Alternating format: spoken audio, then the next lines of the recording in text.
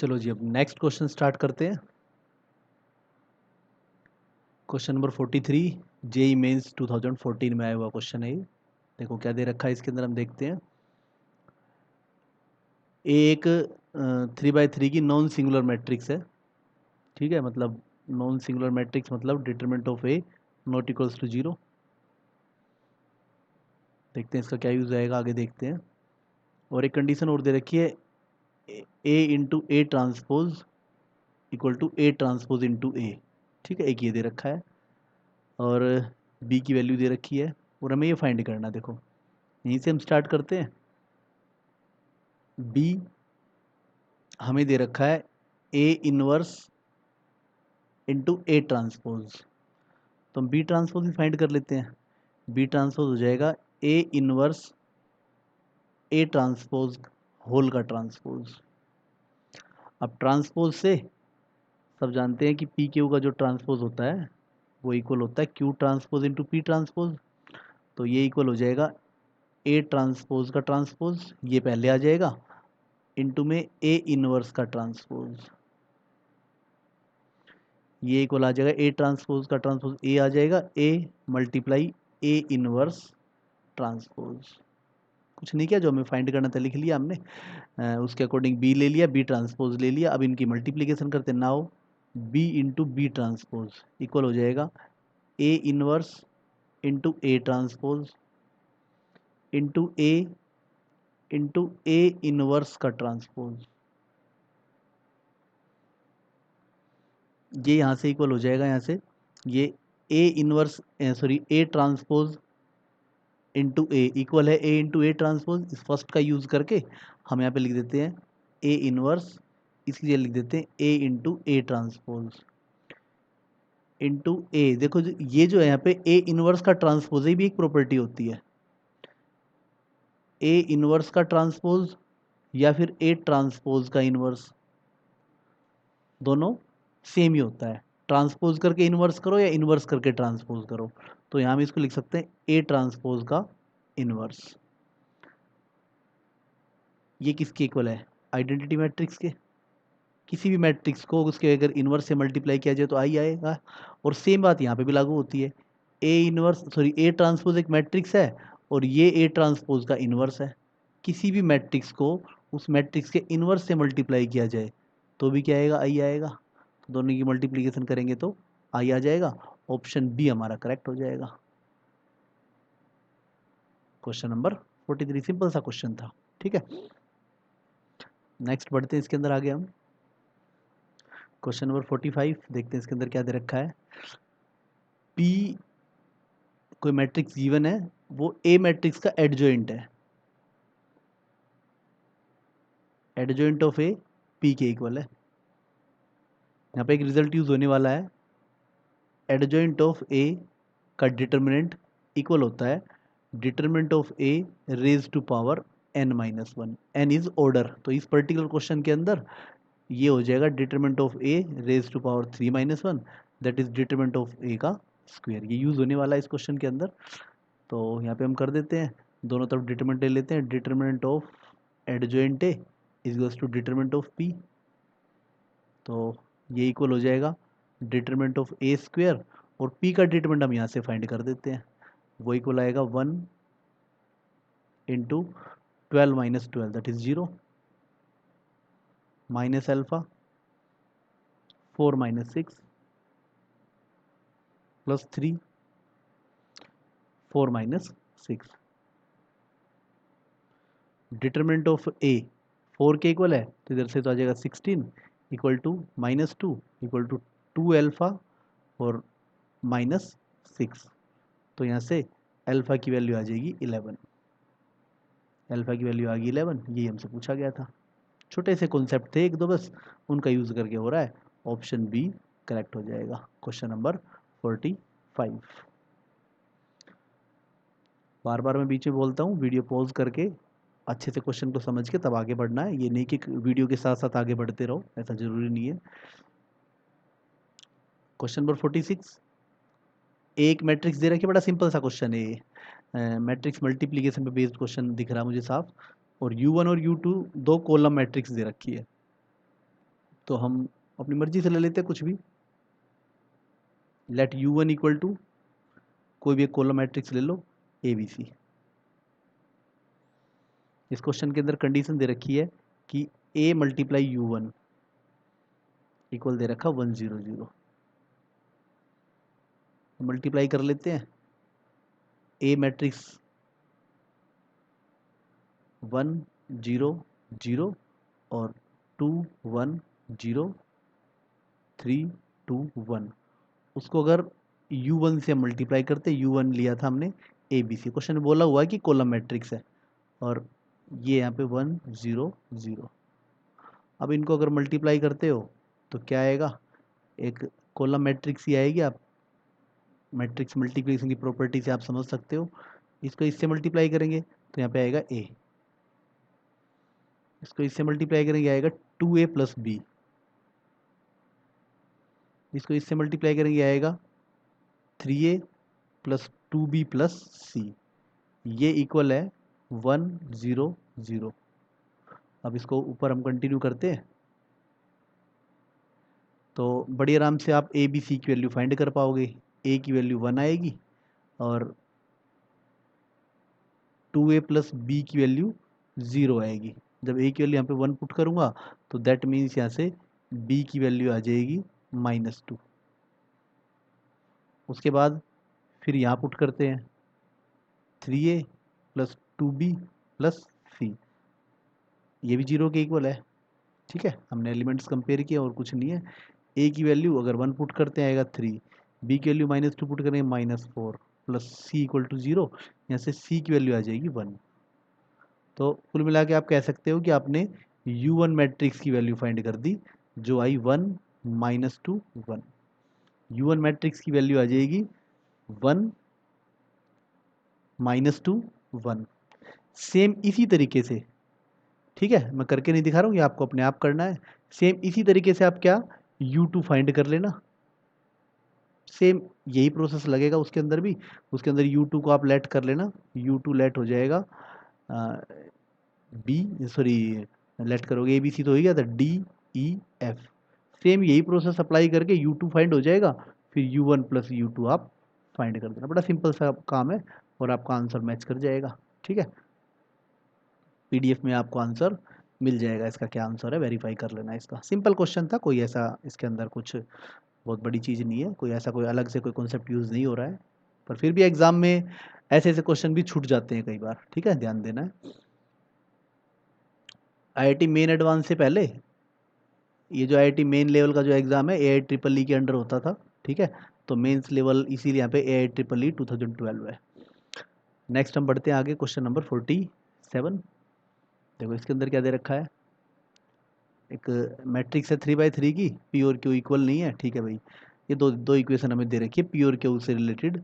हमें दे रखा P cube equal to Q first, और एक कंडीशन है P² is equals to Q² P second. हमें P² प्लस Q² के डिटर्मिनेंट की वैल्यू फाइंड करनी है। हमें वैल्यू फाइंड करनी है determinant of P² plus Q², ये हमें फाइंड करना है। तो इसके लिए क्या करते हैं, दोनों इक्वेशंस को माइनस कर देते हैं। दोनों को माइनस करोगे तो ये आ जाएगा P³ minus P²Q is equals to, बल्कि ऐड कर देते हैं तभी आएगा ना,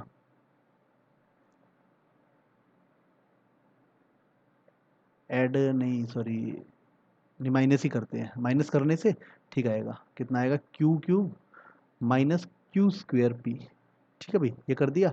अब देखो दोनों से क्या आएगा, यहाँ से P² कॉमन आ रहा है। अब कहोगे सर कॉमन मैट्रिक्स में आ सकता है, बिल्कुल आ सकता है, क्योंकि P³ को हम ब्रेक करके ऐसे लिख सकते हैं P² into P minus P² into Q।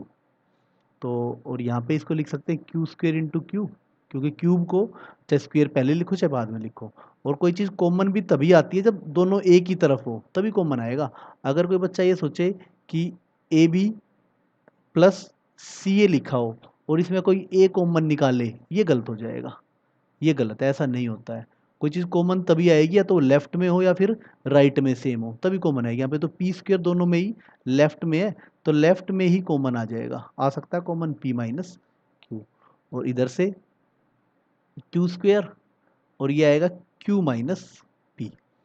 इनको हम सबको एक ही तरफ ले जाते हैं, तो ये आएगा यहाँ से P square P minus Q और minus Q square Q minus P is equals to zero matrix. Right में जीरो मैट्रिक्स है ये, तो ये इक्वल आ जाएगा P square P minus Q, और पॉजिटिव हो जाएगा क्यू स्क्वेयर। इस क्यू माइनस पी को मैं लिख देता हूँ, पी माइनस क्यू लिख देता हूँ, equal to zero matrix.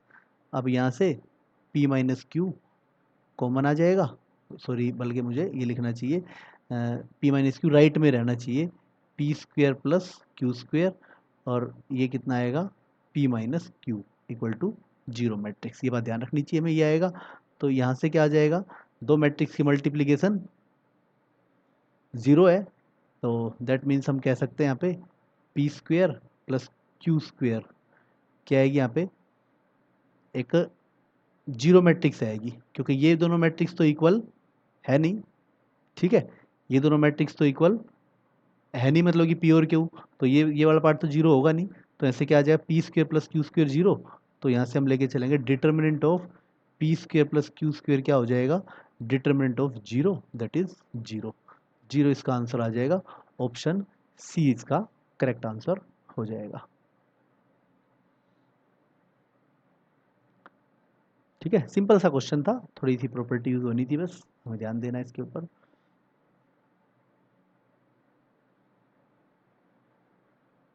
Question number 47, video pause करके अच्छे से नोट डाउन करके आगे बढ़ेंगे इसके अंदर हम। नेक्स्ट क्वेश्चन नंबर 49, देखो इसके अंदर क्या दिया हुआ है, दो सिमेट्रिक मैट्रिक्स दी हुई है। देखो ये इस टाइप के क्वेश्चन भी होते हैं, दो स्टेटमेंट होती है और चार टाइप के आंसर होते हैं इसके अंदर। सबसे पहले तो आपको ये श्योर कर लेते हैं कि इनमें से कौन सी स्टेटमेंट ट्रू है, पहले यही चेक करो। फिर दूसरा होता है क्या इनका आपस में कोई रिलेशन है, मतलब एक दूसरे पर डिपेंड है क्या कोई सी। ठीक है, तो सबसे पहले तुम यही चेक करते हैं क्या ये दोनों ट्रू है या नहीं है।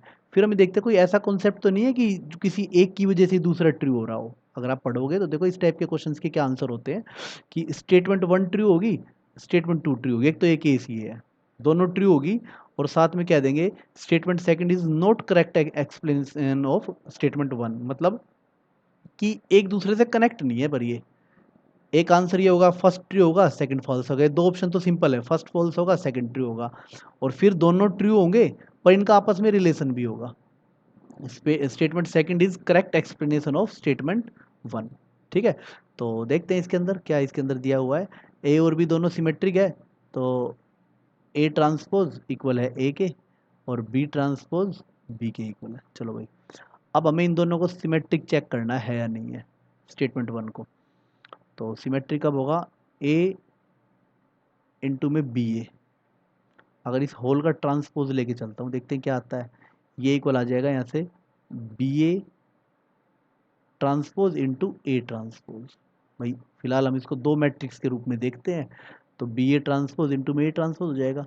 ये इक्वल हो जाएगा, ये फिर उल्टा हो जाएगा यहाँ से, ये कितना आएगा A transpose B transpose into में ए ट्रांसपोज।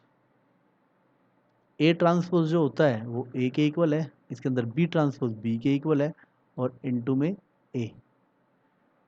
ठीक है, और एसोसिएटिव लॉ होल्ड कर जाता है। ये तीन को चाहे मैं इसको अलग रख के इसको एक साथ इन दोनों को पे ब्रैकेट लगा लूँ, चाहे पहले दो पे तीन मैट्रिक्स की मल्टीप्लीकेशन है, मान लेते हैं ए बी सी, तो चाहे मैं इन दोनों पे ब्रैकेट लगाऊं या फिर ए इन पे ब्रैकेट लगा लूँ, वो सेम ही होता है, मतलब ऐसा ऑर्डर ठीक होना चाहिए। तो ठीक है भाई, तो मैंने एक मैट्रिक्स का ट्रांसपोज करके देखा, वो इसके इक्वली आ गया, तो इसका मतलब ये कैसी होगी, ये एक सिमेट्रिक मैट्रिक्स होगी।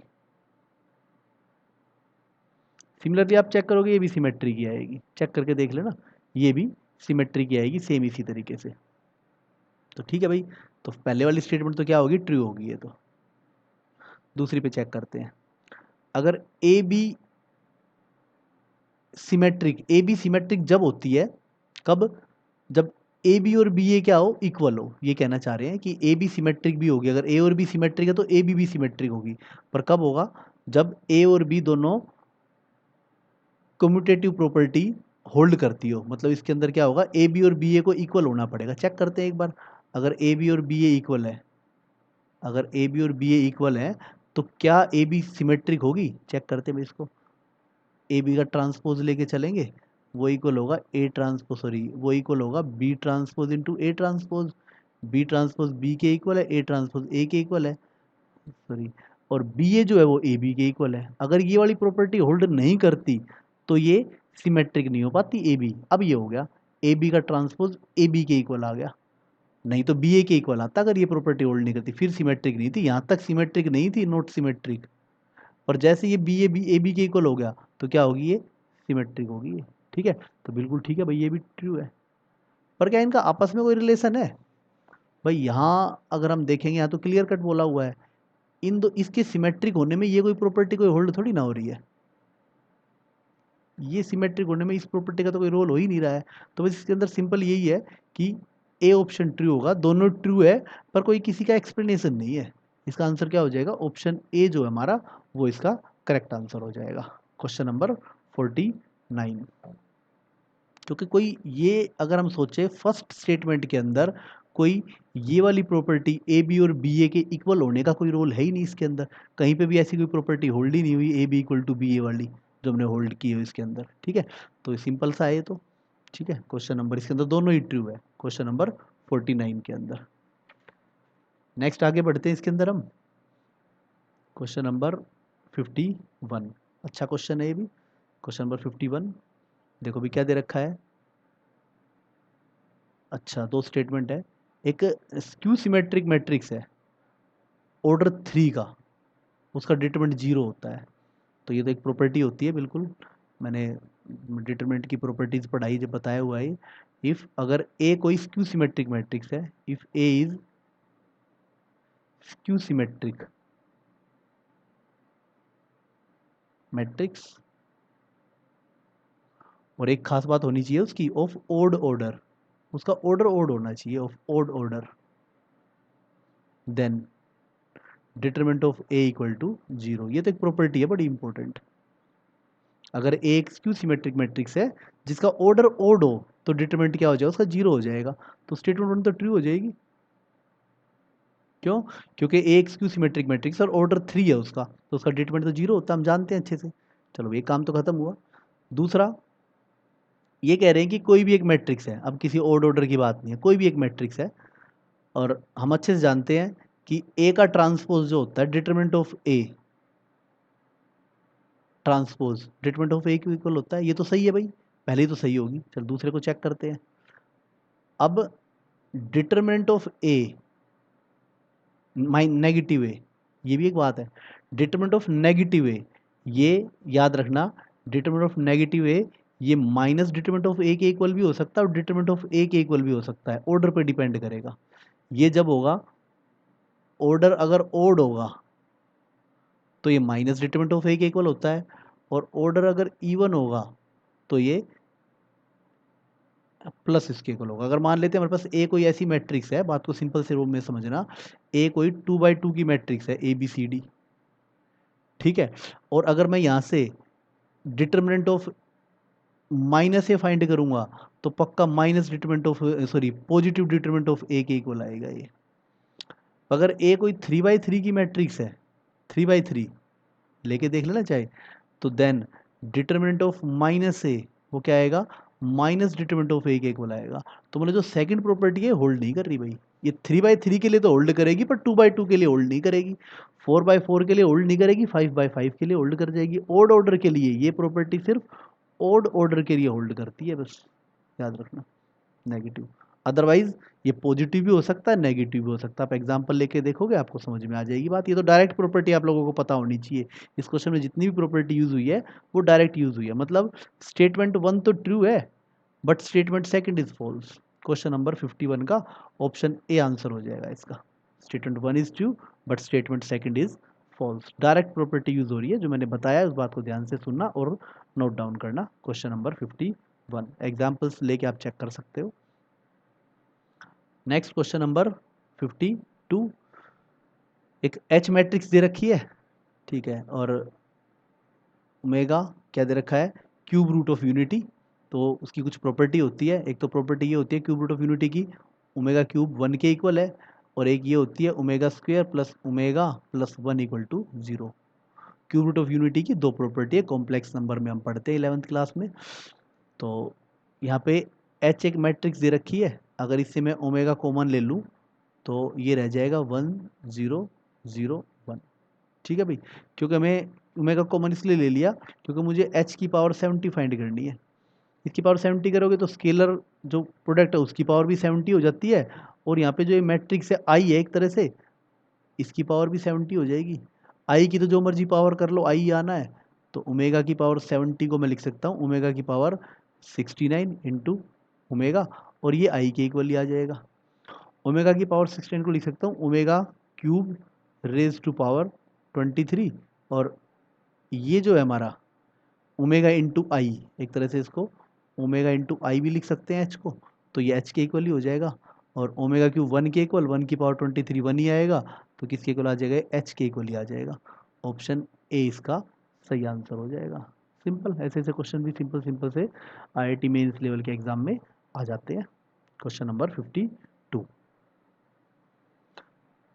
नेक्स्ट पढ़ेंगे इसके अंदर आगे हम क्वेश्चन नंबर 54। बड़ा अच्छा क्वेश्चन है ये भी, पर इनके जो ऑप्शंस जो दिए हुए इनसे हमें इस क्वेश्चन ये क्वेश्चन बड़ा इजी हो जाता है। देखो बात को समझेंगे, क्या दे रखा है, एक मैट्रिक्स है ए 3/3 की है और नॉन सिंगुलर है, मतलब ए का डिटरमिनेंट 0 के इक्वल नहीं आना चाहिए। ठीक है भाई, और इसके अंदर 1 कितने होने चाहिए, 4 होने चाहिए। टोटल वंस कितने होने चाहिए, एक 3/3 की मैट्रिक्स है और ये 4 होने चाहिए, जो जीरोज हैं वो 5 होने चाहिए। सारा रोल 1 के ऊपर है, क्योंकि हमें 1 को इस तरीके से अरेंज करना है, हमें 1 को कुछ इस तरीके से अरेंज करना है कि डिटरमिनेंट जो है ए मैट्रिक्स का डिटरमिनेंट 0 ना आए। ठीक है, तो हम केस फर्स्ट लेके चलते हैं। MCQ के हिसाब से क्वेश्चन बड़ा नॉर्मल हो जाता है, पर ये बड़ा अच्छा क्वेश्चन है, पॉपुलर क्वेश्चन है ये। हम क्या कर लेते हैं, डायगोनल एलिमेंट को 1 ले लेते हैं, क्योंकि हमारे पास कितने 1 होते हैं, टोटल 4 है, तो 4 में से 3 को तो अपनी मर्जी से हम अरेंज कर देते हैं। अगर मैं तीनों जगह यहाँ 1 लगा देता हूँ, और भी बहुत सारे केस होंगे, पर हमारे देखो आंसर बड़े सिंपल सिंपल से इस क्वेश्चन के अंदर। हम देखते हैं कि इसमें कितने हमारे एक तरह से कितनी मैट्रिक्स कवर हो जाएगी। बाकी जगह मैं कहीं पे भी 0 लिखूं, कहीं पे भी 1 लिखूं, कहीं भी कुछ लिख लो, इसका आंसर क्या आएगा, इस चीज़ का जो आंसर जो आएगा वो ऑलवेज नॉट इक्वल्स टू 0 आएगा। आप ट्राई करके देख लो, चाहे अगर मैं तीनों डायगोनल में 1 लगा दूं तो इसका आंसर हमेशा क्या आएगा, नॉट इक्वल टू 0 आएगा। मैं एक बार चेक कर लेता हूँ इस टाइप की मैट्रिक्स आएगी कितनी अब। ठीक है, अब मेरे पास होगा क्या, 3 को तो मैंने फिक्स कर दिया, थोड़ा सा 11th क्लास का परमुटेशन कॉम्बिनेशन आपको ध्यान रहना चाहिए इस क्वेश्चन को करते टाइम। अब आपके पास जो रिमेनिंग है, जो रिमेनिंग पोजिशंस हैं वो कितनी है, 6 है। उन 6 में से आपके जो 0 हैं वो 5 भरने हैं आपको, और जो 1 है वो 1 भरना है। इस टाइप के जो नंबर ऑफ वेज जो आते हैं, इस टाइप के जो अरेंजमेंट के नंबर ऑफ वेज जो होते हैं वो आता है टोटल फैक्टोरियल, और नीचे कोई चीज़ जितनी जितनी बार आ रही है उनके फैक्टोरियल, फैक्टोरियल 5 इंटू फैक्टोरियल 1। इसका आंसर आ जाएगा 6। मतलब इस टाइप के अरेंजमेंट के साथ आपकी 6 मैट्रिसेस आएंगी। थोड़ा सा आपको परमुटेशन कम्बिनेशन इसके अंदर ध्यान रहना चाहिए, तभी बात समझ में आएगी। 6 पोजीशन है, उन 6 में 5 जगह आपको 0 भरना है, कहीं भी भरो चाहे, ठीक है, और एक जगह 1 भरना है, तो इस तरीके से आएगा ये। ठीक है, तो ये आगे अगर आप अब किसी भी को भी चेक कर लो, देखो इसका आंसर हमेशा क्या आएगा, अगर मैं इसके लूँगा एक्सपेंड, चाहे यहाँ दोनों जगह 0 हो चाहे ना हो, ठीक है, इसका आंसर हमेशा क्या आएगा, 1 ही आएगा। जैसे मर्जी सोच लो, आप किसी भी तरीके से सोच के देख लेना, अब यहाँ 1 आ जाए, यहाँ 1 आ जाए, कहीं भी सोच के देख लेना, इसका आंसर हमेशा क्या आएगा, नॉन जीरो ही आएगा, 1 आएगा बल्कि। अब अगर मैं दूसरा केस लूँ तो 6 तो कवर हो गया, तो 6 मैट्रिक्स तो यहीं आ गई, इसका मतलब लेस देन 4 खत्म हो गया, ये भी खत्म हो गया। अब या तो 6 एग्जैक्ट आंसर आ जाए, मैं देखता हूँ कोई और भी पोजीशन है या नहीं है, या देखते हैं क्या आता है इसका आंसर, एक भी अगर ज़्यादा आ जाए तो। अब दूसरा देखो, सेम इसी तरीके से का हमारा जो एग्जाम जो क्वेश्चन नंबर 2 पार्ट है। अब अगर मैं डिटरमिनेंट इस बार यहाँ 1 ले लूँ तो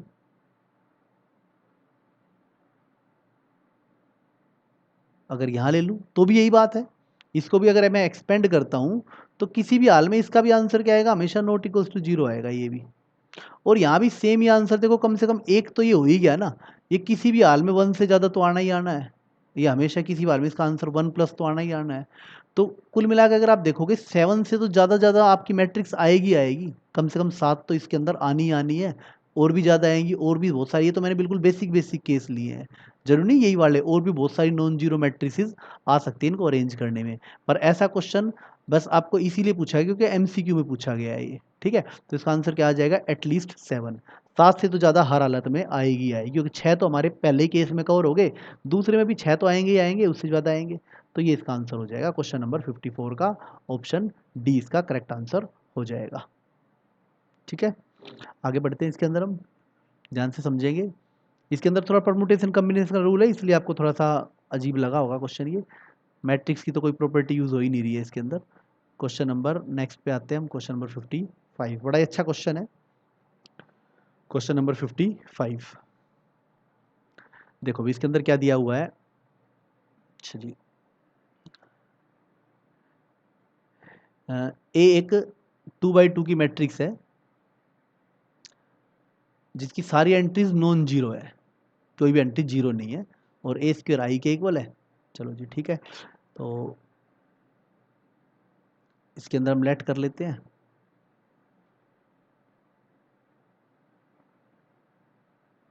ए मैट्रिक्स हमने लेट कर ली। इसके अंदर एक बात पक्की है, जितने भी ये ABCD है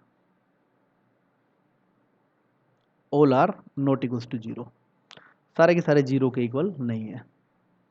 अब इसके अंदर मैं एक चीज़ और डिफाइन कर देता हूँ, जो ट्रेस जो होता है, ट्रेस ऑफ किसी मैट्रिक्स का जो ट्रेस है वो इक्वल, वैसे इन्होंने मेंशन किया हुआ है sum of diagonal elements. Diagonal elements के सम को क्या बोल देते हैं, ट्रेस बोल देते हैं उस मैट्रिक्स का, ट्रेस ऑफ ए। ठीक है, TR, ट्रेस। अब ये दे रखा है, इसके अंदर एक कंडीशन दे रखी है, ए स्क्वायर आई के इक्वल है। ए स्क्वायर अगर आई के इक्वल है तो होगा क्या, ए मैट्रिक्स को ए मैट्रिक्स से मल्टीप्लाई करते हैं, देखते हैं क्या आता है।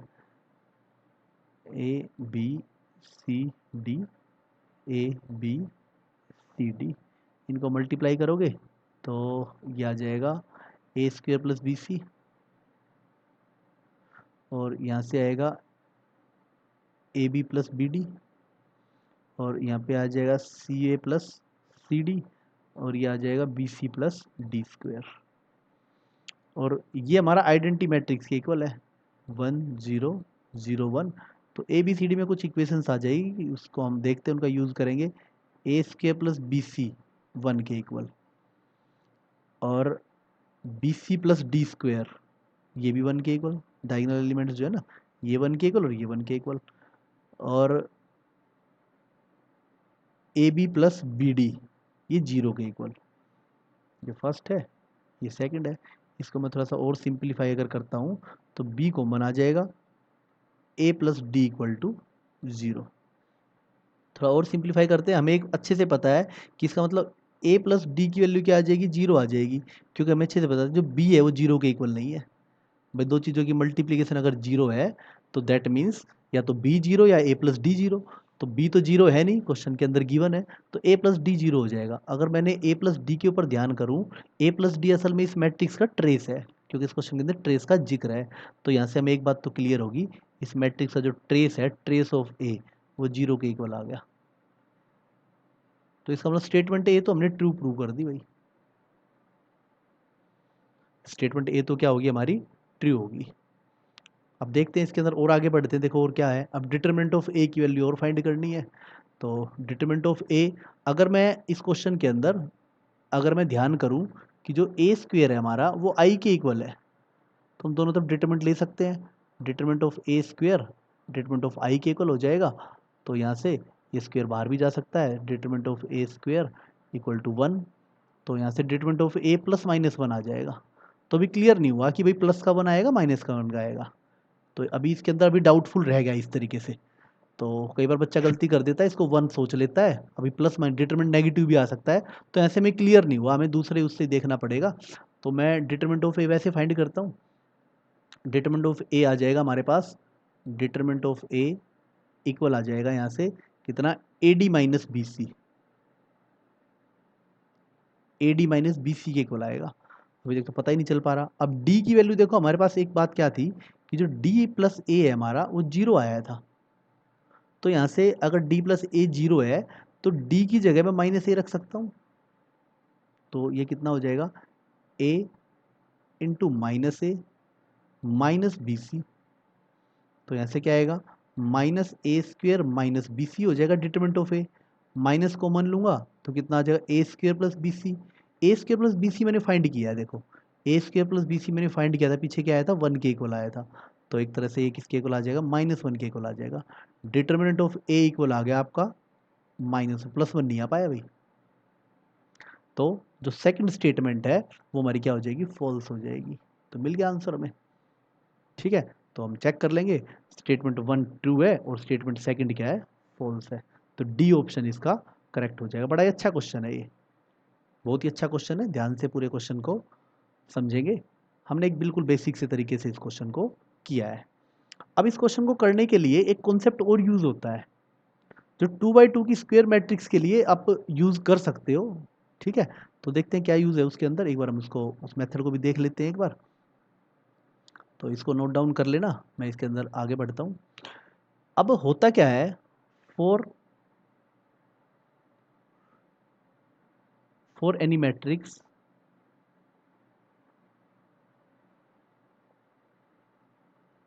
ऑफ ऑर्डर 2x2, कोई मैट्रिक्स है जिसका ऑर्डर 2x2 है, ठीक है ना, ये हमेशा सेटिस्फाई करती है, क्या होती है, जो A square minus trace of A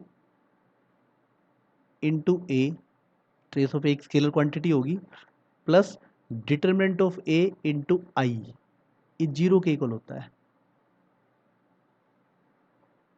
actual में एक कैरेक्टरिस्टिक इक्वेशन होती है किसी मैट्रिक्स की, स्क्वायर मैट्रिक्स की, उसको हम बस 2x2 के लिए यूज़ कर, वैसे तो 3x3 के लिए भी ड्राइव की जा सकती है, पर 3x3 की इतनी सिंपल नहीं होती बिल्कुल जो दिखने में, तो उसको यूज़ बहुत कम किया जाता है।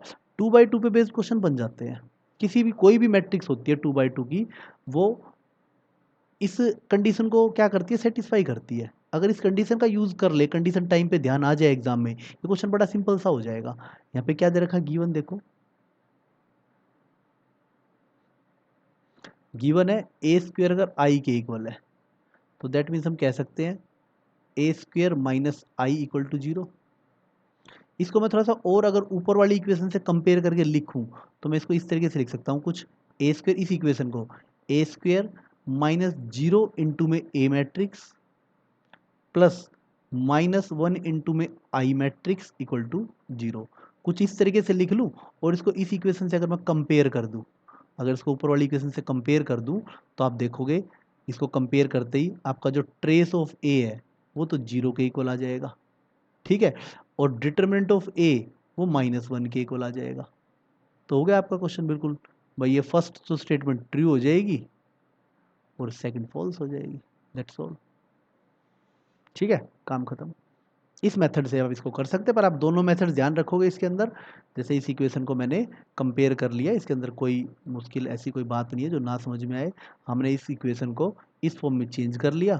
अब देखोगे ए का जो कोफिशिएंट है वो यहाँ पे ए के कोफिशिएंट के इक्वल आ जाएगा, और जो आई का कोफिशिएंट है वो आई के कोफिशिएंट के इक्वल। ये एक जनरल फॉर्म है, ये क्वेश्चन के अंदर गिवन थी, कंडीशन सेटिस्फाई करेगी ये, ठीक है, ये इसके इक्वल आ जाएगा।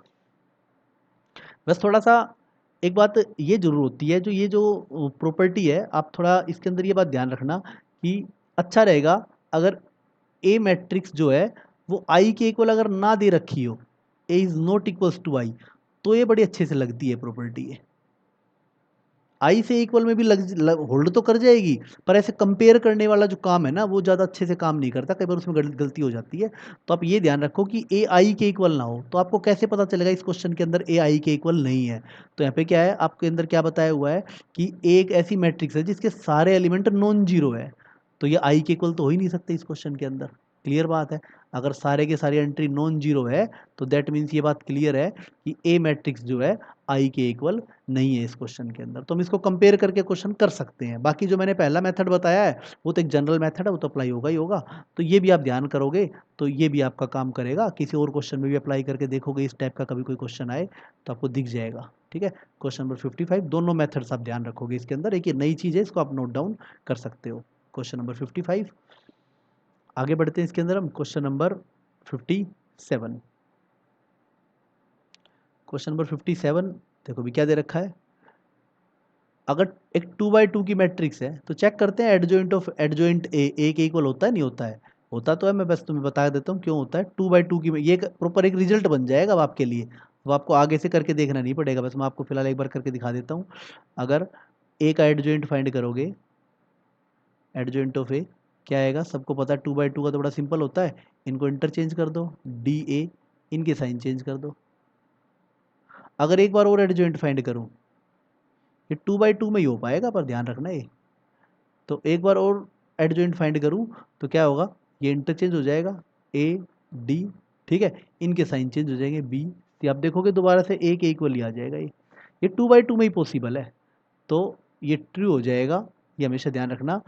ऑलवेज हमेशा ट्रू होता है इन 2x2 मैट्रिक्स। आप इसको रिजल्ट के तौर पे भी नोट कर सकते हो। तो स्टेटमेंट 1 ट्रू होगी। ये थोड़ी सी मिस प्रिंटिंग है, यहाँ पे डिटर्मिनेंट आएगा, ये करेक्ट कर लेना, डिटर्मिनेंट ऑफ ए आएगा। तो इसके अंदर क्या दे रखा, क्या ऐसा होल्ड करता है, ये भी 2x2 में पॉसिबल है, हमें अच्छे से पता है। Determinant of adjoint of A equal होता है determinant of A raise to power n-1 के इक्वल होता है। ठीक है, 3/3 में नहीं होल्ड करेगा, ये इक्वल नहीं होते, पर 2/2 में कर जाएंगे। ये किसके इक्वल आ जाएगा, determinant of A raise to power 2-1, that is determinant of A, ये इक्वल हो जाएगा। तो ये भी ट्रू हो जाएगा, दोनों ही ट्रू हो गए। पर आपस में भाई कोई रिलेशन नहीं है इनका, ये एक अलग प्रॉपर्टी से हो रहा है, ये एक अलग प्रॉपर्टी से हो रहा है। ठीक है, दोनों के दोनों ट्रू हो जाएंगे। क्या होगा इसके अंदर, सी इसका 57 का आंसर जो है सी हो जाएगा।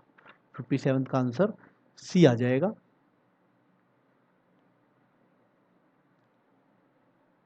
इसके अंदर ये भी है ना, ये भी 2x2 के लिए ध्यान रखना। जनरल तो ये होता है, अगर मैं बात करूं एक 3x3 मैट्रिक्स है, अगर ए 3x3 की है तो determinant of adjoint A determinant of A के स्क्वायर के इक्वल होगा, ये बात ध्यान रखना।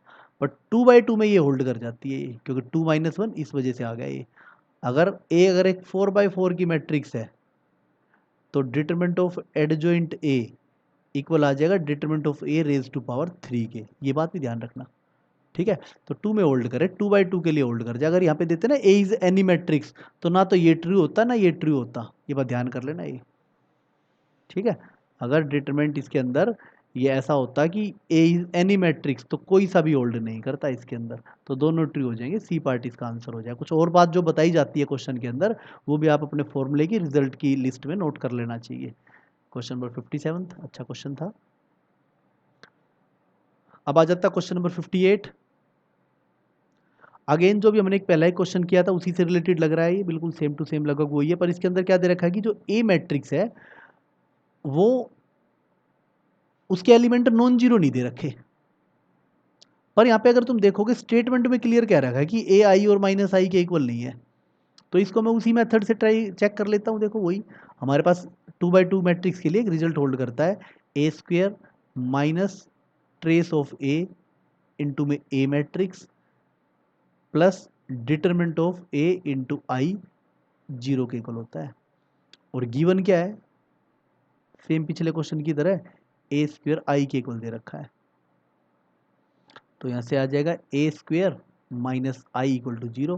मुझे इससे कंपेयर करवाना है तो इसको लिख सकता हूँ मैं A square minus zero into A matrix, zero एक स्केलर है, ठीक है, और ए मैट्रिक्स है, plus -1 into identity matrix equal to zero. इससे अगर मैं कंपेयर करता हूँ तो मेरा जो ट्रेस ऑफ ए है, ये भी रिजल्ट इसीलिए अप्लाई हो रहा है क्योंकि ए नॉट इक्वल्स टू आई है दोनों ही केस में। तो ये जीरो के इक्वल है और डिटरमिनेंट ऑफ ए -1 के इक्वल है।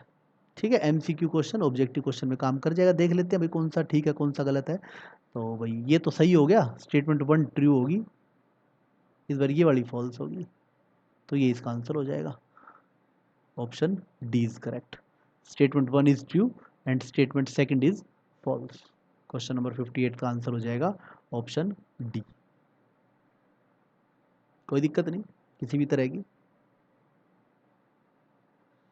अब इस क्वेश्चन को देखो, अगर हम यूजुअल मेथड से करें तो कैसे होगा। हमारे पास जो मेथड है ABCD लेट करके, वो भी आपको पता होना चाहिए।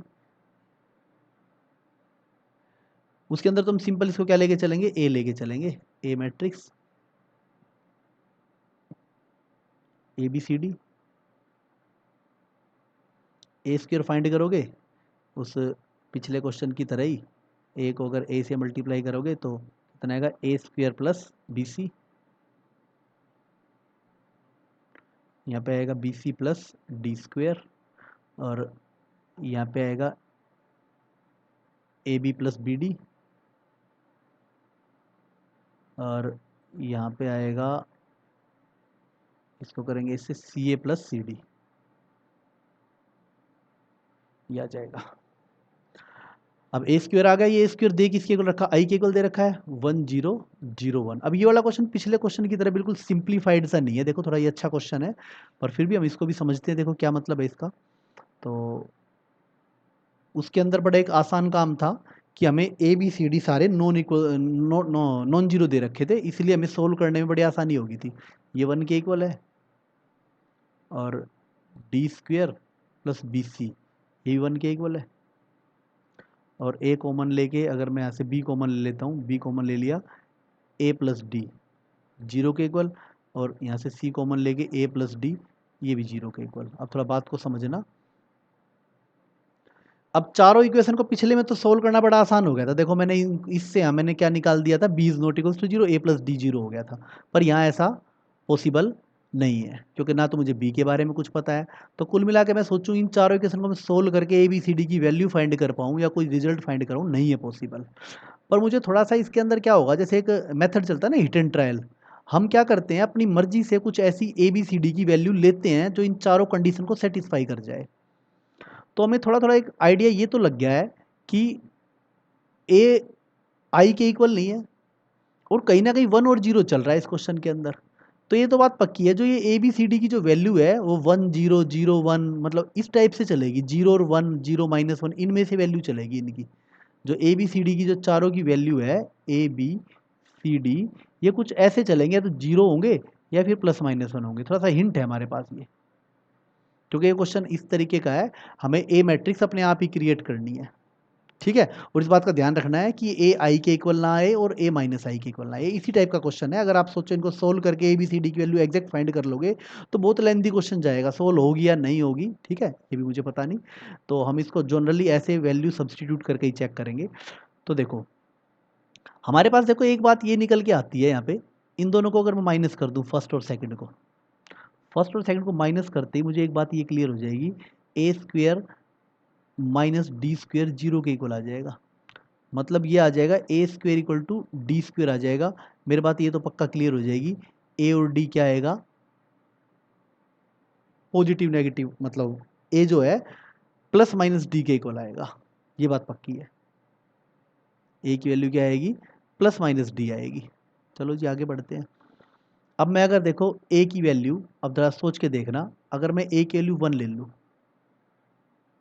देखो बात को समझना इसके अंदर, ए की वैल्यू 1 ले लूँ, ठीक है, और चलो मैं ए और डी को इक्वल ले लेता हूँ, फिर यहीं से क्लियर हो जाएगा। ए और डी को मैं इक्वल ले लूँ, और मैंने डी की वैल्यू भी 1 ले ली, ए और डी दोनों की वैल्यू मैंने 1 ले ली, ठीक है, बहुत जल्दी काम हो जाएगा सोचोगे तब तो और यहाँ पे मैं पुट कर देता हूँ उठा के, ए की वैल्यू 1 ले ली, डी की वैल्यू 1 ले ली, यहाँ पे मैंने उठा के पुट कर दिए, सॉरी यहाँ पे पुट कर दी, ए और डी दोनों की वैल्यू मैंने यहाँ पे 1 पुट कर दी। तो होगा क्या उससे, बी क्या आ जाएगा, 0 आ जाएगा, ठीक है, और यहाँ पुट करूँगा तो क्या आ जाएगा, C0 आ जाएगा। तो देखो ये तो एक तरह से अगर ये इस टाइप की कंडीशन हो जाए तो मैट्रिक्स ए जो है हमारी आई के इक्वल आ जाएगी, तो पॉसिबल ही नहीं है भाई, ये नॉट पॉसिबल, ठीक है। तो इस वाला ये केस नहीं चलेगा, A1 D1 नहीं चलेगा। अब अगर मैं ले लेता हूँ यहाँ पे ए की जगह 1 ले लेता हूँ और डी की जगह -1 ले लेता हूँ, क्योंकि मुझे पता है कि नेगेटिव एक दूसरे के। अब पुट करता हूँ, देखते हैं। अब मैं यहाँ पुट करता हूँ उसको, तो बी की वैल्यू क्या आ जाएगी 0, और यहाँ पे सी की वैल्यू भी 0 आ जाएगी। बी की वैल्यू 0 आ गई, सी की वैल्यू भी 0 आ गई। तो ऐसे जो मेरी मैट्रिक्स ए है वो बनेगी 1 -1 0 0, ये बनेगी। अब मैं एक बार इसे चेक कर लेता हूँ। ये ना बस सिंपल सा हमारा जो होल्ड कर रहा है ये मेथड होल्ड कर रहा है। ए बी सी डी की वैल्यू तो फाइंड नहीं कर पा रहे हम, पर हम एक ऐसी मैट्रिक्स क्रिएट कर ले जो सारी कंडीशन सेटिस्फाई कर रही हो, तो उससे हमारा क्या है, एमसीक्यू क्वेश्चन करने में आसानी हो जाती है। ठीक है, तो क्या आएगा इससे, देखते हैं चेक करके, क्या बाकी भी होल्ड कर रहे हैं नहीं कर रहे हैं, एक बार देखते हैं। ए की जगह 1 पुट कर देते हैं, बाकी 0, ये सारी इक्वेशन सेटिस्फाई करेगी देखो इन वैल्यूज से। तो ए की वैल्यू ये आ जाएगी हमारी। अगर इससे अगर तुम ध्यान करोगे, तुम्हारा जो ट्रेस ऑफ ए है वो तो 0 आ रहा है, और डिटरमिनेंट ऑफ ए है वो -1 आ रहा है। तो देखते हैं कौन सा सही है कौन सा गलत है। तो फर्स्ट तो हमारा ट्रू हो जाएगा और सेकंड हमारा फॉल्स हो जाएगा, ये मैंने पता लगाया था। ठीक है, अब देखते हैं, कई बार सोचते हैं नहीं सर कुछ और भी आंसर फाइंड किए जा सकते हैं, देख लो ट्राई करके। उल्टा ले लो, ए को -1 ले लो और डी को, अगर किसी बच्चे ने ए को -1 ले लिया, डी को 1 ले लिया, तो भी यही सेम कंडीशन आएगी, तो भी ठीक है, कोई इशू नहीं किसी भी तरीके का। ठीक है ना, तो भी हो जाएगा -1।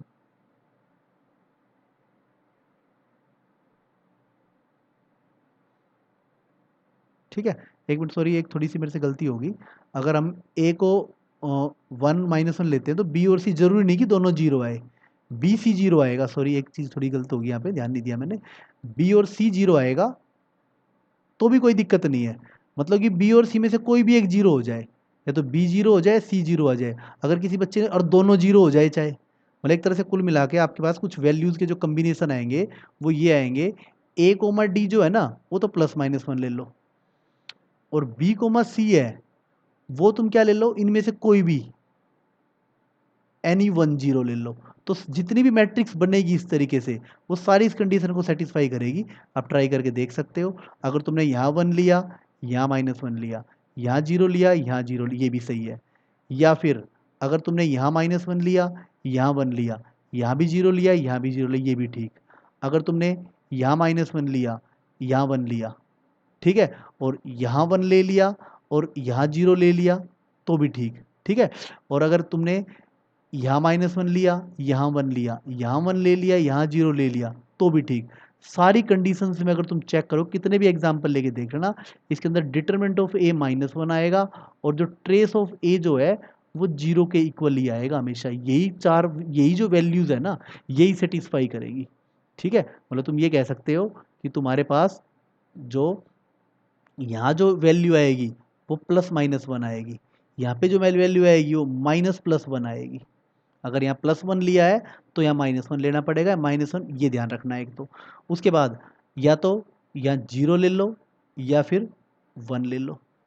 ठीक है, मतलब कम से कम एक इनमें से कम एक वैल्यू 0 होनी चाहिए, यहाँ कोई सी एक वैल्यू जरूर 0 होनी चाहिए, नहीं तो गड़बड़ हो जाएगी। क्योंकि बी और सी अगर तुम यहाँ पे पुट करते हो ना, इसके अंदर ए प्लस डी, ए की वैल्यू अगर 1 पुट करते हो तो बी सी की वैल्यू क्या आएगी, 0 आएगी। तुम्हें एक बात जरूर ध्यान रखना है कि बी मल्टीप्लाई सी क्या रहना चाहिए, 0 रहना चाहिए। इनकी मल्टीप्लीकेशन हमेशा क्या आनी चाहिए, 0 आनी चाहिए। इनकी मल्टीप्लीकेशन 0 कब आएगी, जब एक 0 होगा और एक नॉन 0 होगा। जो भी एग्जाम्पल करके देखोगे तो यही कंडीशन सेटिस्फाई करेगी उसके अंदर। ठीक है, एमसीक्यू क्वेश्चन इस तरीके से किए जा सकते हैं बिल्कुल। बाकी एक पक्का तरीका मैंने इसका जो पहला मेथड कराया उससे कराया, थोड़ा ध्यान देना इन चीज़ों पे। क्वेश्चन नंबर 58, आगे बढ़ते हैं इसके अंदर हम क्वेश्चन नंबर 60। क्वेश्चन नंबर 60 के अंदर क्या दे रखा है देखते हैं भाई। एक स्क्वायर मैट्रिक्स है जिसकी सारी एंट्रीज इंटीजर्स हैं। ठीक है भाई, ए जो है मैट्रिक्स उसके अंदर A B C D integers है। चलो भाई देखते हैं।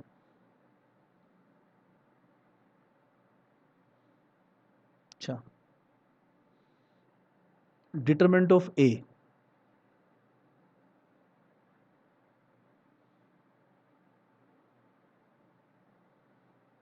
अरे तो सिंपल सा क्वेश्चन है। ठीक है, क्या दे रखा है, डिटरमिनेंट ऑफ ए अगर +-1 है तो A inverse need not exist, तो गलत है भाई, फॉल्स है। तो अगर डिटरमिनेंट प्लस माइनस वन है तो एग्जिस्ट करेगा, और determinant of A plus minus one है तो एग्जिस्ट तो करेगा, पर उसकी सारी एंट्री जरूरी नहीं कि इंटीजर आए, ए इनवर्स की सारी एंट्री भाई इंटीजर ही आएगी, ये भी फॉल्स है। देखो अगर ए की एंट्री अगर इंटीजर्स है तो इसका जो एडजॉइंट आएगा वो पक्का उसके अंदर भी क्या आएंगे, इंटीजर्स ही आएंगे। और ए इनवर्स जो है वो एक तरह से क्या दे रखा है, 1/+-1 है, तो और यहाँ पे एडजॉइंट इंटीजर्स है, तो ए इनवर्स में भी क्या आएंगे, इंटीजर आएंगे। गलत है भाई, ये भी फॉल्स है। अगर ए प्लस माइनस वन के इक्वल नहीं है तो ए इनवर्स एग्जिस्ट करेगा भाई, ये भी गलत हो गया, क्योंकि क्या पता जीरो हो जाए, ठीक है, तो कहाँ से एग्जिस्ट कर जाएगा। और ये क्या है इसके अंदर, बिल्कुल डी इसका करेक्ट आंसर हो जाएगा। Determinant of A plus minus one है तो ए इनवर्स एग्जिस्ट भी करेगा जरूर, और सारी एंट्री क्या आएगी, इंटीजर ही आएगी, क्योंकि अगर A B C D integer है तो इसका जो एडजॉइंट आएगा, चाहे 3/3 का ले लो, एडजॉइंट भी क्या आएगा, इंटीजर ही आएगा। एडजॉइंट के अंदर भी क्या आएंगे, इंटीजर्स ही आएंगे, तो डी ऑप्शन इसका करेक्ट हो जाएगा। ठीक है, दो बातें हैं कि अगर डिटरमिनेंट ऑफ ए अगर नॉट इक्वल्स टू जीरो है तो that implies A inverse exist, ये तो बात पक्की है। और हमें अच्छे से पता है कि अगर ए के अंदर अगर सारे इंटीजर्स है तो दैट इम्प्लाइज जो एडजॉइंट ऑफ ए होगा उसके अंदर भी सारे के सारे क्या होंगे, इंटीजर्स ही होंगे। ठीक है, पॉजिटिव हो चाहे नेगेटिव हो। और जो ए इनवर्स आएगा वो कितना आएगा, 1/+-1, और एडजॉइंट ए में क्या है, इंटीजर्स है, तो दैट इम्प्लाइज जो ए इनवर्स है उसके अंदर भी क्या आएंगे, इंटीजर्स ही आएंगे। ए इनवर्स में भी क्या आएंगे, इंटीजर्स ही आएंगे, तो पार्ट डी हमारा करेक्ट हो जाएगा। अच्छे से नोट डाउन करना, सिंपल सा है, तो एक सिंपल सी ऑब्जर्वेशन थी। Question number 60th। Question number 62 आसान सा क्वेश्चन है बिल्कुल ये भी, तो उसको अपने आप ट्राई कर सकते हो। डिटरमिनेंट ऑफ ए स्क्वेयर 25 है, तो इसको हम कर सकते हैं डिटरमिनेंट ऑफ ए का स्क्वेयर जो है वो कितना हो जाएगा, 25 हो जाएगा। अब डिटरमिनेंट ऑफ ए हम फाइंड कर लेते हैं। डिटरमिनेंट ऑफ ए कितना आएगा, ऐसे हम फाइंड करेंगे ए का डिटरमिनेंट, फिर यहाँ उठा के वैल्यू पुट कर देंगे भाई, इसके लॉन्ग एक्सपेंड कर लेते हैं। तो डिटरमिनेंट ऑफ ए आएगा यहाँ पे 5 × 5 अल्फ़ा। ठीक है, तो ये आ जाएगा एक तरह से 25 अल्फ़ा। तो यहाँ वैल्यू पुट कर देते हैं, 25 अल्फ़ा का स्क्वेयर इक्वल टू 25, तो ऐसे आ जाएगा 625 alpha square equal to 25। Alpha square की वैल्यू आ जाएगी 1/25, अल्फ़ा की वैल्यू आ जाएगी +-1/5, अल्फ़ा की वैल्यू मोड अल्फ़ा की वैल्यू आ जाएगी 1/5। Option C is correct. ठीक है, यहीं पे मत लग जाना कभी इसको, यहीं पे डिटरमिनेंट ऑफ ए +-5 ट्राई करना, तब भी हो जाएगा कुछ ना कुछ तो। ठीक है, तो ध्यान करोगे इससे बड़ी इजीली हो जाएगा, वहाँ से कर देना चाहे। क्वेश्चन नंबर 62, इनके अंदर बड़ी गलती होती है बच्चों से, ध्यान से समझेंगे। क्वेश्चन नंबर 63 बेसिक सा क्वेश्चन है भाई ये भी, तो हम RHS को लेके सोल्व करेंगे, ज़्यादा अच्छा समझ में आएगा। a-b a+b किसके इक्वल दे रखा है, a² - b² के, इसी को हम करेंगे। नॉर्मल कोई अलजेब्रा का कोई रूल मैट्रिक्स के अंदर नहीं लगता है, बताया हुआ है। तो a मल्टीप्लाई ये कितना होगा, a², और यहाँ से हो जाएगा +ab -ba -b² equal to a² - b² cut जाएंगे भाई, और बी ए उधर चला जाएगा, तो ए बी किसके इक्वल हो जाएगा, बी ए के। तो ये रिजल्ट निकल के आता है यहाँ पे। तो कौन सा हमेशा जो ट्रू होगा भाई, ये हमेशा ट्रू होगा, ए इक्वल टू बी नहीं होगा। ठीक है, कोई चांस नहीं, कोई चांस नहीं। तो सिंपल सा इसके अंदर बिल्कुल सिंपल सा नियम है ये तो। ठीक है, देखते ही होता है। Question number 63। ठीक है, जब AIEEE एग्जाम कंडक्ट करती थी तो थोड़े बेसिक बेसिक से क्वेश्चन भी आते थे एग्जाम में उस टाइम पे, अभी भी आते हैं खैर, IIT मेंस का जब कॉन्सेप्ट आ चुका है तब भी होते हैं। तो सिंपल सा क्वेश्चन है, डायरेक्ट क्वेश्चन है ये, क्वेश्चन नंबर 63। आगे बढ़ते हैं, क्वेश्चन नंबर 64 देखते हैं इसके अंदर क्या दे रखा है। ए एक मैट्रिक्स है, बी एक मैट्रिक्स है। अच्छा,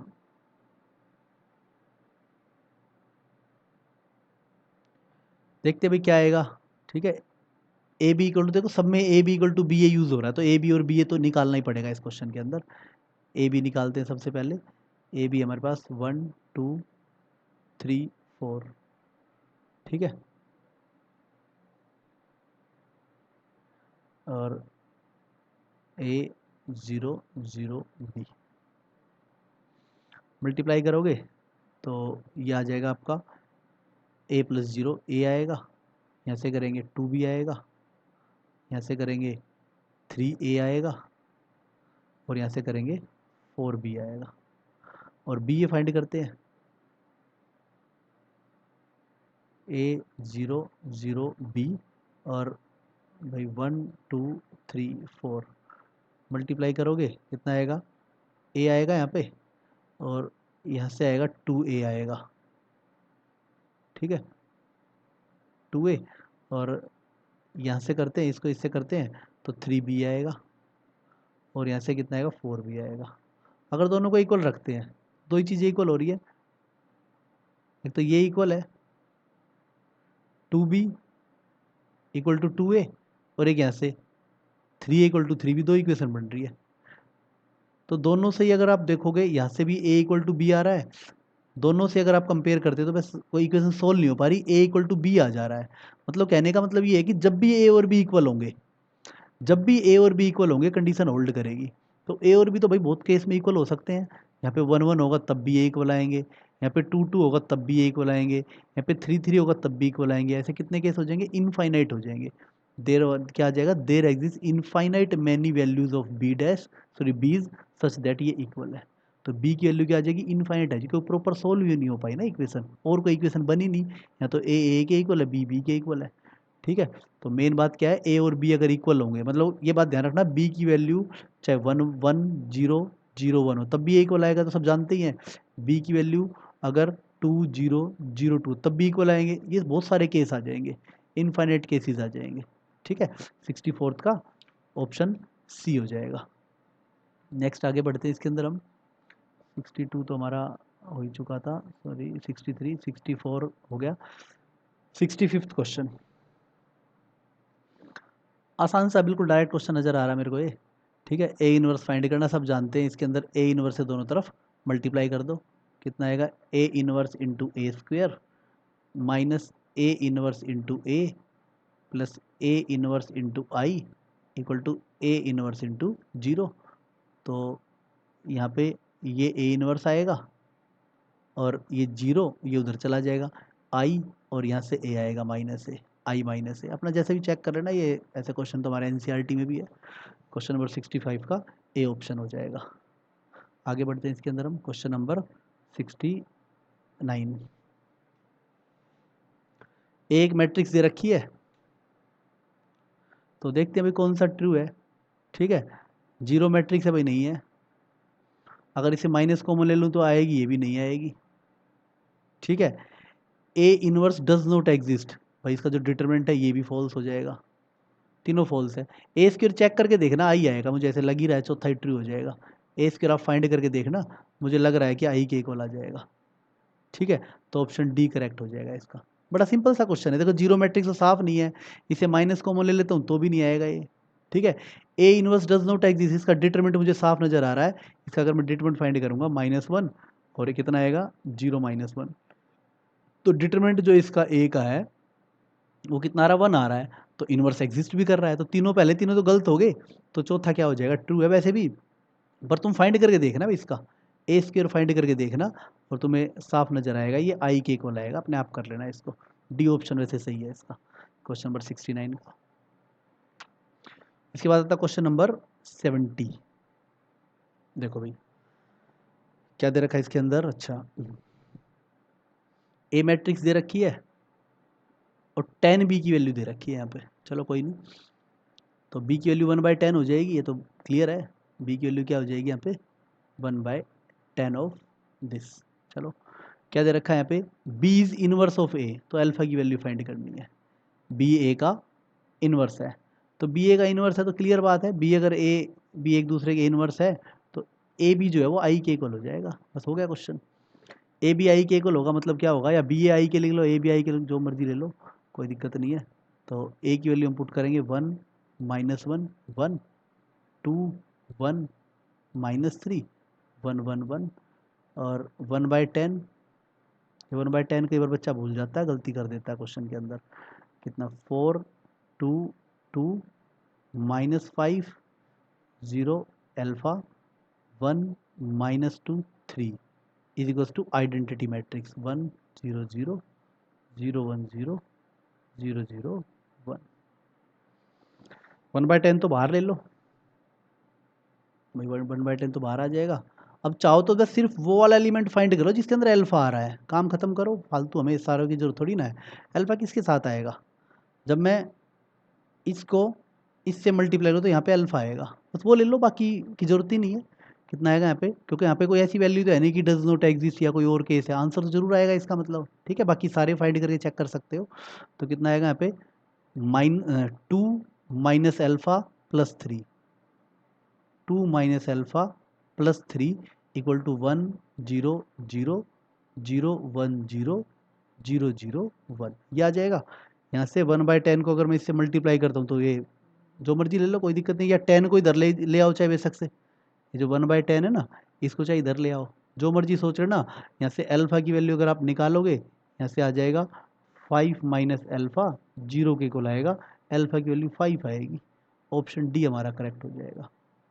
बेसिक क्वेश्चन है ये तो, मल्टीप्लिकेशन बेस्ड है, पर आप कितना स्मार्टली थोड़ा जल्दी कर पाते हो वो मैंने बताया। बस वो एलिमेंट निकालो जिसकी आपको ज़रूरत है, और भी आप कोई भी चेक कर लो। अगर यहाँ पे कोई एक ऐसी वैल्यू होती ना कि नन ऑफ दीज या डज नॉट एग्जिस्ट, फिर आपको पूरा निकालना पड़ता भाई। ये क्या पता किसी एक उससे तो अल्फा की वैल्यू फाइंड हो रही हो, फिर दूसरे वाले केस से जब अल्फा की वैल्यू निकालो वो अलग आ रही हो कहीं, ये बात आपको ध्यान रखना चाहिए क्वेश्चन नंबर 17 के अंदर। नेक्स्ट भैया भी सिंपल सा क्वेश्चन है, कुछ भी नहीं है इसके अंदर। अच्छा, ओहो, ए मैट्रिक्स है, इसका स्क्वायर कर लो भाई, तो सिंपल सा क्वेश्चन नहीं है, बिल्कुल ही डायरेक्ट क्वेश्चन है मल्टीप्लिकेशन का। ए स्क्वायर आ जाएगा ए बी बी ए, और ए बी बी ए तो डायरेक्ट क्वेश्चन है भाई, बिल्कुल ही। यहाँ से अगर मल्टीप्लाई करते हैं अगर हम, तो आ जाएगा A square plus B square, और ये आएगा A B plus A B 2ab, और यहाँ भी 2ab आएगा, यहाँ भी B square plus A square, और जो ये ए स्क्वायर जो है वो इक्वल दे रखा है अल्फा अल्फा बीटा बीटा के। तो क्लियर है भाई, अल्फा की वैल्यू आ जाएगी A square plus B square, और बीटा की वैल्यू आ जाएगी 2ab। तो कौन सा ऑप्शन हो जाएगा, ऑप्शन बी हमारा जो है वो सही हो जाएगा, ऑप्शन बी हमारा करेक्ट हो जाएगा क्वेश्चन नंबर 72। तो हमारे जितने भी असाइनमेंट, जो हमारा ये असाइनमेंट है, सॉरी ये प्रीवियस ईयर के जो क्वेश्चंस है, उसमें हमने एक तरह से हम ये कह सकते हैं मैट्रिक्स और डिटरमिनेंट के जो बिल्कुल बेसिक जो क्वेश्चंस होते हैं, ठीक है, तो वो हमने कर लिए हैं।